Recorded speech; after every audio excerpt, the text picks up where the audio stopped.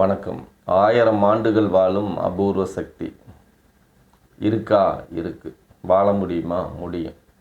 உதாரணங்கள் இருக்கு. பாம்பு 1000, பனை 1000ன்னு சொல்லுவாங்க. நீங்கள் பழமொழி இது கேள்விப்பட்டிருக்கீங்க. நம்ம ஆட்கள் பழமொழி சொன்னதெல்லாம் சும்மா ஏதோ சொல்லணும் அப்படிங்கிற கவுண்டிலாம் சொல்லலை. உணர்வு பூர்வமாக உணர்ந்து அந்த விஷயத்தை தெரிஞ்சுக்கிட்டு தான் சொல்லியிருக்காங்க. ஒரு பனைமரம் பார்த்தீங்கன்னா, நீங்கள் ஊருகளில் கிராமங்களில் மரம் பார்த்துருப்பீங்க. அந்த பனைமரத்தை வெட்டி நீங்கள் சாய்ச்சி தண்ணியில் ஓட்டிங்கன்னா உள்ளே போகாது, மூழ்காது, மிதக்கும். எவ்வளோ பெரிய பனைமரம், எவ்வளோ பெரிய வெயிட் அது. ஆனால் அப்பேற்பட்ட பனைமரம் தண்ணியில் போட்டால் மிதக்குது. என்ன காரணம்னு கேட்டிங்கன்னா, பனைமரத்தில் நீங்கள் நடுப்பகுதியில் எங்கன வெட்டினீங்கனாலும் பனைமரத்தில் இருக்கும். அதனோட வடிவமைப்பெல்லாம் பார்த்தீங்கன்னா குச்சி குச்சியாக இருக்கும். குச்சி குச்சியாக ஒன்று ஒன்றா சேர்த்துன மாதிரி இருக்கும். வெளியில் கருப்பாக இருக்கும். உள்ளே காற்றுத்தன்மை ஈஸியாக உள்ளே இருந்து வெளியே வர்றதுக்குண்டான தன்மை அதில் இருக்கும். காற்று ஊடுருவி அந்த வெளியில் ஒரு காற்றுத்தன்மை உள்ளே போய் அடுத்த பக்கம் வர்ற மாதிரி இருக்கும். அது நீளமாக இருக்கும், போங்கு மாதிரி. காற்றோட அழுத்தத்தை அந்த மரம் நீளமாக இருக்கும். காற்று அதாவது ஒரு 30 அடிக்கும் கூட ஒரு பனைமரம் இருக்கும். அந்த பனைமரத்தில் பார்த்திங்கன்னா அவ்வளவு நீளத்துக்கு உள்ள காற்றுத்தன்மை உள்ளே போய் வர்ற, நல்லா ஃப்ரீயாக போய் வர்ற மாதிரி தன்மை இருக்கும் அதில். அப்படி நீளமான காற்றுத்தன்மை உள்ளே போய் வரக்கூடிய அந்த சக்தி அந்த மரத்துக்கு இருக்கிறதுனால தான் அந்த மரம் அந்த மரத்தோட சுவாசம் நீளம் ஜாஸ்தி. அதனால தான் 1000 வருஷம் வாழுது. அந்த மரத்தோட கணத்துக்கும் ஒரு உருவத்துக்கும் அந்த காற்றோட நீளம் உள்ளே போய் வரக்கூடிய நீளம் ஜாஸ்தி. பாம்பு அதே போல் தான் நம்ம கேள்விப்பட்டிருப்போம். பாம்பு 1000 வருஷம் வாழும், நாகம் அப்படின்னு சொல்கிறோம்.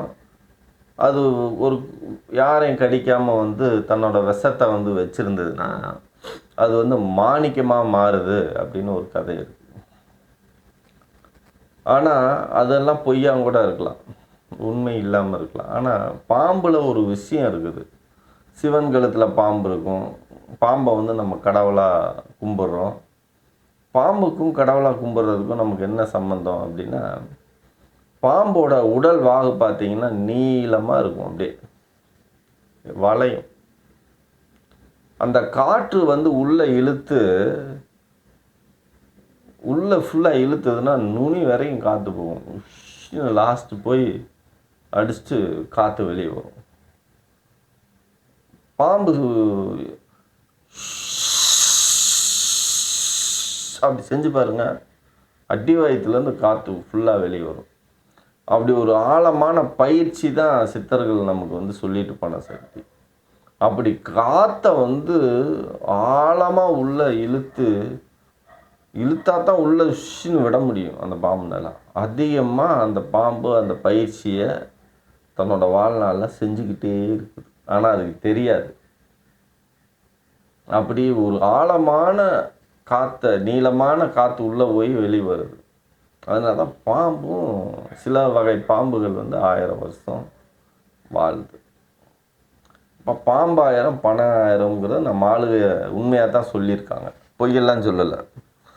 அப்படிப்பட்ட அந்த மூச்சை நீ இங்கிருந்து மூலாதாரம் அந்த ஆசனவாயு வரைக்கும், அந்த காற்று ஆசனவாயுக்கு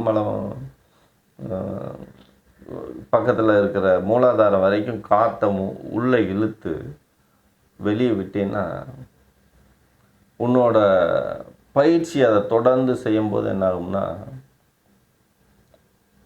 உனக்கு ஆயுள் கூடும். ஒரு நாளைக்கு நீ 23,000 தடவை தான், ஒரு நிமிஷத்துக்கு 16 தடவை நீ மூச்சை உள்ளே இழுக்கிற.